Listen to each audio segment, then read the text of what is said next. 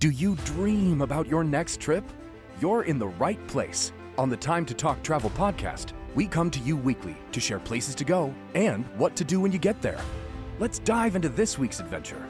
Hi, you've joined us for another episode of Time to Talk Travel. My name's Nasreen. I'm here with Ciaran and Des and Mo, and we are ready to talk about travel etiquette.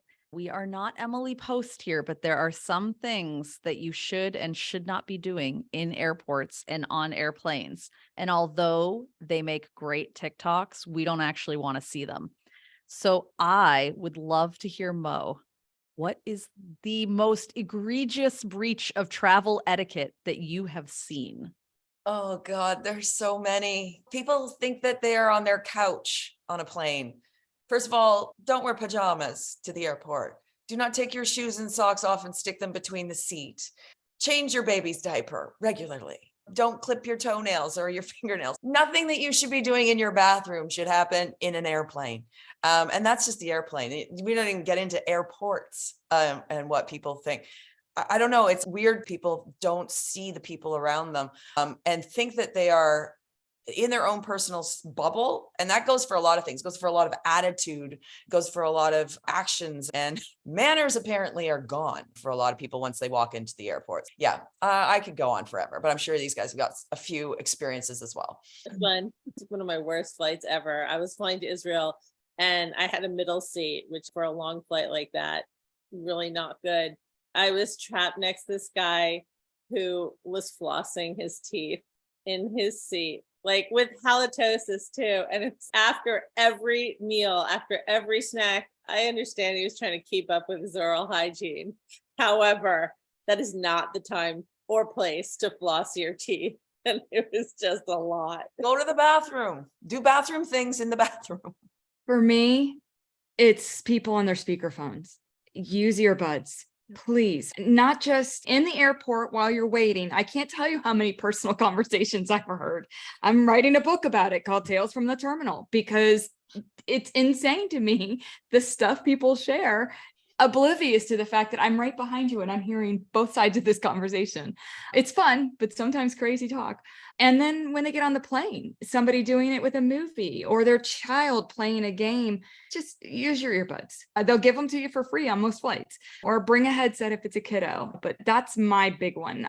For me, one of the things I've seen a couple people do that I don't understand at all is the speaker, like the portable speaker playing music in the airport. You're not the airport departure area DJ. No one wants to hear your music. And the other one is really, really stinky food. I understand that you have to eat. I understand there are limited choices in the airport, but it might not be the best time to grab a clam chowder to bring on the plane or something. I remember someone eating a seafood platter next to me once, and I can't remember if I was pregnant or not, but I definitely wanted to puke. Yeah. So. The sandwiches with onions for me. Yeah. Just hold the onions for us on the plane. It's a totally different topic, but why is it that every airport is selling chili dogs and really stinky oniony tuna fish sandwich? Like everything that you would not want to have on a plane is exactly what they sell in an airport for you to bring on a plane. It's a conspiracy. Because you're just going to go sit on your couch on the plane, right? Another one that really annoys me in the airport is when you go to board.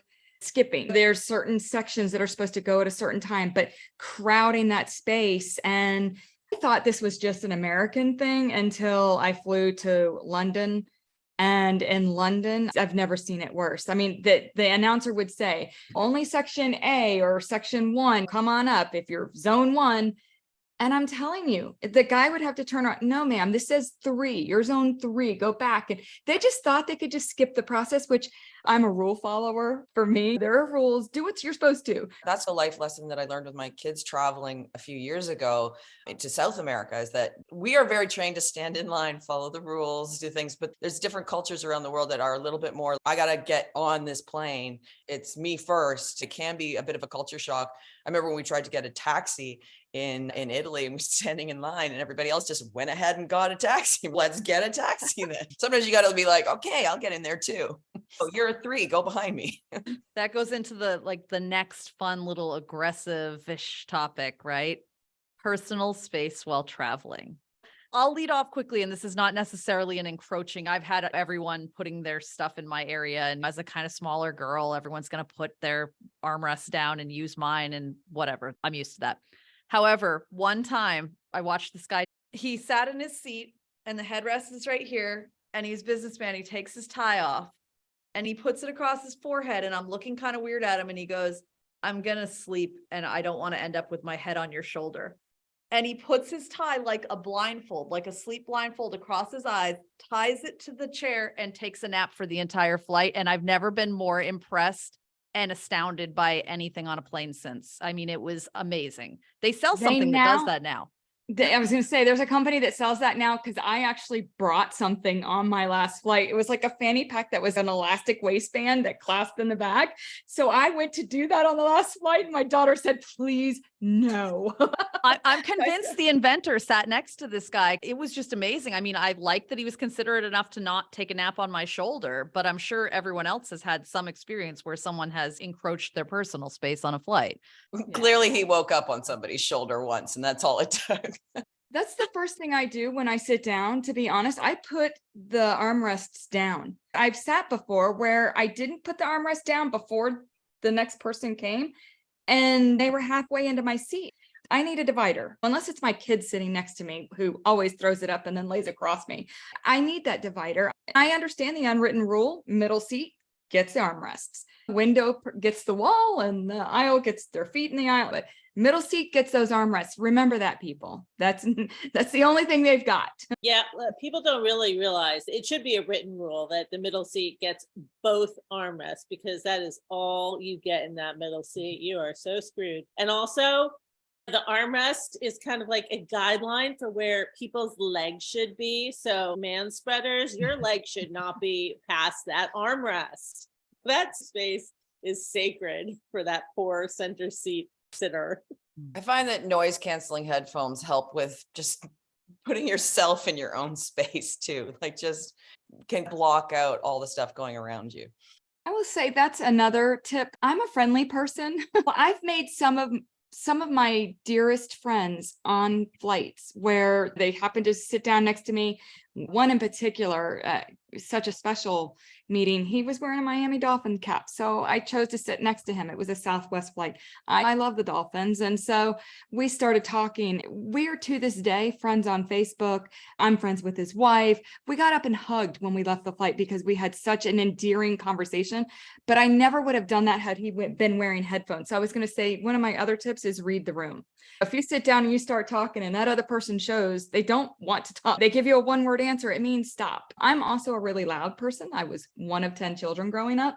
So when I speak, I was always taught the loudest person in the room is the one who gets heard. I don't really know how to whisper well. That's another thing. We don't want to hear your conversation from 10 rows back. Just keep the levels inside voices. I think we're all a little extroverted that way. And yeah, people that you've spent half an hour, 45-minute flights, I'm still friends with on social media. We used to have the same, when I was in San Antonio, I was flying to Dallas a lot.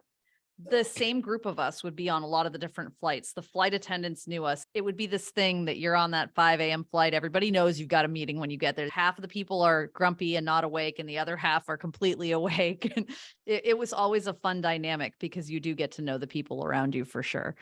Where do you guys stand on the reclining of the seat issue? There are some people I know who just think you should never recline your seat. This always shocks me because maybe not in the middle of a meal and maybe not on an hour-long flight, don't immediately recline. But there are people out there who think you should never recline your seat, and this shocks me.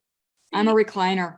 If we're eating, I'll bring my seat up or what have you, but only because they recline in front of me. I have this much space, and if that seat's there, then I need the space. It becomes a domino effect, sort of like standing at a football game. If the guy in front of me is standing, I have to stand. To me, I need as much space as I can get. Plus, I don't like to sit straight up. I don't do it when I drive. I'm always reclined a little bit back. That's just who I am. I don't like boarding a plane where you can't recline. And there have been flights I've been on, certain airlines where the seats aren't made to recline. I think Frontier's one. I guess it just depends on the plane you're on, but I'm a recliner. I don't recline my seat. It's one of those things I really almost never do unless I'm on a really long flight. I just don't think to do it. Part of it is because I like to nap and I don't want to have to be woken up to be told to bring my seat back up if I'm not actually working on my computer or something. So for me, I don't care they recline. I expect people to recline them. It doesn't bother me. If you don't want to have a seat recline in front of you, book the exit row. The seats in front of them don't recline. This is funny because we all have such a different perspective on it. I actually look and see who's behind me. If it's a small child, back I go. If it's a giant man who's crammed into that little middle seat, no, I'll give him a couple of inches more because they're already like a can of sardines in there anyway. So I'll have a look behind me and see. Another one for me is when people take up overhead bin space with stuff that's not supposed to be in the overhead bin. They put like a little purse or a backpack there. And I'm like, no, you could put that under your seat. Those of us who only bring carry-ons, because I never check a bag, I count on that overhead space over my seat. And when I cruise on back and it's already taken with somebody's backpack, it becomes uncomfortable. I'm like, hey, you know what? Can you put this under your seat? No, I don't want to. But that's the rule. Again, rule follower. And so I end up having to put my roller 2 seats up. And then that person's going to be cursing me. How do you guys feel about that? Because that one annoys me to no end. Listen to the flight attendant. No backpacks up there. Depends if it's a full flight, which most flights end up being super full now, I find. But there used to be a day where you get on a flight and there wasn't so much. Probably the only thing I do try and sneak up there is if I have a sun hat that I don't want to get crushed thing. But yeah, no, big bags first. Like that's easy. Just follow that rule. Put everybody's bags up first. And then if there's space and you want to have a little extra space, great. But be kind. Yeah. And definitely with the backpacks, if it's a smaller item or something, I look at it, I'm like, really? But honestly, the thing that gets me more ragey is when I put my suitcase in and it's obviously a roller bag and it's obviously loaded right. And then someone comes to put their stuff in and starts trying to move everything around. Why are you trying to rearrange the bin? Don't touch my stuff. It's a large roller bag. It's in there. It's correct. We're not reinventing the wheel here. Let's get this plane off the ground. I feel the same way. Don't touch my stuff. But then I feel bad because I'm like, whose backpack is this? Who put me as the airport police? No. So I have a good etiquette question. Okay. Is there something that you can do to be a good fellow passenger for other people? So we get away from like the what you do wrong. Be prepared for the TSA check. Have your liquids separated in bag. Make sure that you pack your computer somewhere that you can easily slip it out and slip it back in. And you're not like taking your underwear out while you're standing in line. Wear some shoes that you can slip on and off easily. If you don't have TSA pre-check and you're going to have to unpack your whole bag, be prepared. Because there's always that one person in line who's never traveled before or looks like they've never traveled before and has to repack their whole bag and throw away their toothpaste or whatnot because they haven't prepared. You have all the time in line usually to get ready. And then it's like a surprise. Oh, I have to find my laptop. I don't know. It makes me so anxious. Just get organized before you get up to your turn. Put your stuff in the bin, move along. See, I do feel for the people who haven't flown recently or don't fly often, and they get up there with their 12-ounce bottle of really expensive lotion. And this happened to me coming back from Greece the last time we had a layover in London. And I will tell you, at Heathrow, the rules are very different than they were at Gatwick. When we came through here in the States, yeah, you're supposed to have one Ziploc bag with your 3-ounce. Maybe I'm abusing this, but I'll often have 3 Ziploc bags of little liquid things. One might be makeup, one might be the bath stuff, one might be little liquor bottles, but they're all different.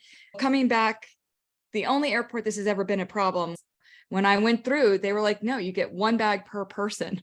I had already sent my daughter ahead because we had been caught in a long line. I said, get to the gate and let them know we're coming. I had 3 bags to myself. She had a bag. I had to throw all the others away because I had to condense all into one little bag. But the guy in front of me lost his $40 bottle of lotion. Mine was minimal, but that the rules were different there.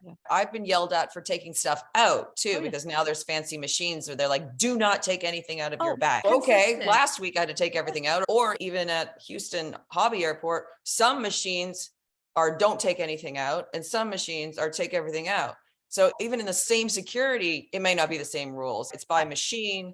And by rule, I've been yelled at for taking out my laptop. I've been yelled at for not taking out my laptop. I've flown through multiple airports in the same week and it's, oh, this needs to come out. This doesn't need to come out. Why are you taking that out? Your shoes go straight on the belt. Your shoes go in a bin. Do this, do that. Oh, you can't have food. Boston for a little while. Take food out of your bag. I'm sorry. You want me to take all my snacks out of my bag? Really? It just varies wildly. And so basically just to roll the punches and do what you need to do. But my etiquette thing or something I found saved me a lot of agony when I was business traveling a lot was I always had paper, plain blank paper, and a small pack of crayons in my bag.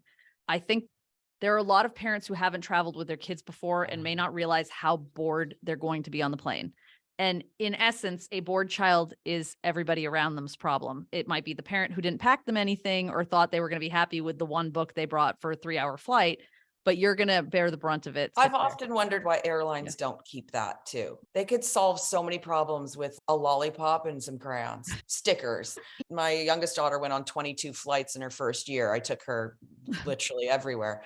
And I do feel like there is some etiquette. You do have responsibility as a parent to be aware of your child around other people. We've all had our seat kicked by small children. It happened to me recently. I just turned around nicely and he's probably 5 or 6, so not 2, and said, hey, dude, do you mind? I can feel your feet hitting my seat and I prefer if you didn't do that. As a mother of 4, I know that my kids and many listen better to other people than to their parents. And so sometimes it's a little scary. Like the lady in front of me just spoke to me and explained that to the moms. Oh yeah, I totally understand. I have 4 kids too. I'm like, then why is your kid kicking my seat? You should know that they shouldn't do this. Have those conversations with your kids before you get on the plane. Okay, we're not going to kick the seat. We're going to sit in our own seat. We're going to, whatever your expectation is, tell them in advance, because that way they actually know what they're supposed to be doing on a flight. I will say I took a flight, gosh, probably 6-7 years ago through Moscow. So it was Aeroflight, and they had the best little kits for kids. My daughter was too old to really appreciate it, but it was like a little zip up little notebook that had the crayons in there, and it had like a little tic-tac-toe kind of board. And I was so impressed. Maybe that's something we need to create for airlines here. A kids kit. Why not? A kids flight kit. Air Transat does a really good job. They do like a whole kids club. They get like an access pass. It teaches them how to be good travelers. Do you know what I mean? That is a life skill. We wouldn't be having this episode today if everybody was really good at travel. Goofus and Gallant from when like highlights is a good passenger. He eats food that doesn't smell and sits in his own seat. Goofus is a bad. That would be hilarious. We need to bring it back. Yeah, we can sell this to airlines, man. Put it on so that people walking down know if you've got smelly food, toss it now. All right. We need everybody to share all their ideas of what needs to be included in our good traveler pack, because I think it applies to more than just children. So I agree. Here's the question now that we've cracked the kids thing, because I think this is a hotly contested one.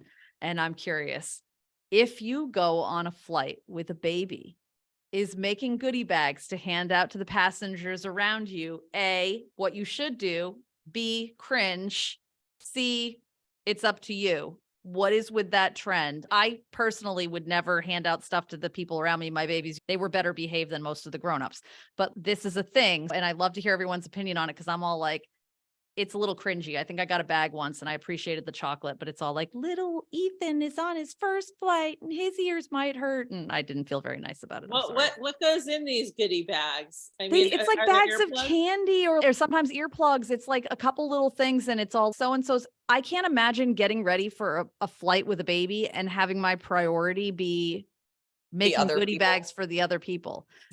I disagree. I love this idea. I think it's extra. But I know a lot of moms who are very extra.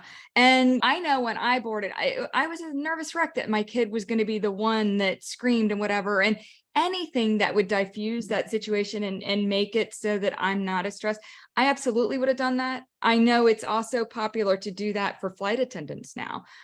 I'm part of the Girls Love Travel group. I think that's what it's called on Facebook. It's massive. And they're always posting, oh, I made this for all the flight attendants. And I'm like, that's sweet. And it's not what I'm thinking of before I leave, but it's cute. And they share all these ideas. If you're the kind of person who always does that, like class mom who's thinking of everything for all the teachers, you're probably going to be the person who does that as well. I think it's sweet. I don't think it's necessary by any stretch. I don't think it's really effective either. Like it might be nice. And if it lowers your anxiety getting on a flight, great, do it. Yep. but that's all it's going to do, because if your baby cries, it's still going to annoy people. But Attention. maybe that's a little proactive. I'm a little more reactive. Like we were on a flight once back with 3 kids and I was pregnant with the 4th. And there was one guy who had to sit in a row with us. I was like, I'm so sorry, dude. So we bought him all the booze. We bought him drinks for the whole flight. It was a 9-hour flight. Our kids were fine. They were great. We just felt bad because there's still 3 little kids around him on a 9-hour flight. Being kind to those around you, if you are in a situation, maybe is an option. But no, I'm getting that many kids on a plane. I'm not making baggies for people. I can't even remember to make teacher gifts half the time. By the time my kids are out of middle school, those teachers, maybe at graduation, I'll buy a gift card for the best of them. But that sort of stuff feels a little bit like bribe culture to me. So I'm not totally comfortable with that. Just because you bought me chocolate doesn't give you a free pass to not discipline your child. I might raise my eyebrows and be a little suspicious of like, where's this coming from? Is this in lieu of parenting, or is this just somebody being extra who's like already prepared? Pack that bag to keep your kid occupied and comfortable and well-behaved before you pack apology goodie bags that are going to get you off the hook for everybody around It's you. gonna raise. I don't think it's for the toddlers that, hey, my kid's going to run down the halls and be a total jerk. It's more for if my baby starts screaming, I'm really sorry in advance, here's some chocolate. Yeah, I understand your perspective of it relieving the person's anxiety who's bringing the baby on the plane. Like I hadn't really thought about it that way. I understand that. But again, some of the times I've gotten these bags, I wouldn't have known there was a baby near me if I didn't get the bag. It wouldn't have even occurred. It draws attention to the baby that is there. Yeah. It also amazes me that flight attendants fly as much as they do with babies and with new parents. They don't say, hey, if you just turn the baby this way, or even just like a kind word. It's just those little things that can make such a huge difference, not only to the parent, but to the whole plane. For sure. It impacts everyone's flight. So we have exhausted through like gross stuff and personal space and babies and gotten into gifts and whether they're cringy or not. Any last final thoughts on etiquette in airports or on airplanes that people need to know about? I think it just goes back to the golden rule. Treat people the way you want to be treated and you should be fine. I do. If you're a jerk in day-to-day life, you're going to be a jerk on the flight and you're probably not listening to this. That's my take on it. Be conscious of people around you. And you know what? It's like you said, sometimes it just makes a great story. If somebody around you is being nasty, whatever, take a picture of their feet beside your seat or listen into their juicy tale that they're speaking on their speakerphone. Des said she's got a whole book coming out of it. So sometimes you never know what you're going to experience, and that's all part of travel. Keep your sense of humor. Do unto others is definitely the golden rule, but when people do unto you, keep your sense of humor and have your phone ready, because it goes a long way to alleviating your frustration when you know you're going to have a good story to tell or something really funny to post on social media. You just have to treat it like gold mine for material. Seriously, in all the years of business travel, every time I saw something, I was like, oh, this is, I'm just going to post about this. People are going to love this. But honestly, just prepare yourself. It helps a lot of etiquette issues if everyone's ready for the flight, and be nice. That wraps up our etiquette discussion, and we will be back with another exciting travel topic with Time to Talk Travel. Thank you so much. This has been another episode of Time to Talk Travel, brought to you by #travels.com. You can keep in touch with us between episodes by checking out our site, joining our newsletter, or connecting with us on social. We've always got the information you need in our episode notes. Until next time, happy travels, and thanks for being a part of our trip.